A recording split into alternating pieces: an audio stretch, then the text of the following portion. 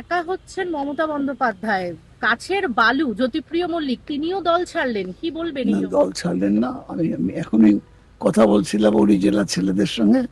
এখানে একজন আছে, সেও বললো যে শারীরিক ভাবে বালু সত্যি খুব অসুস্থ, খুবই অসুস্থ, যার জন্যে ও আজকে মানে আমরাও অসুস্থ অসুস্থ অবস্থায় এই উত্তর 24 পরগনার মতো জেলার দায়িত্ব নেওয়া কঠিন কাজ।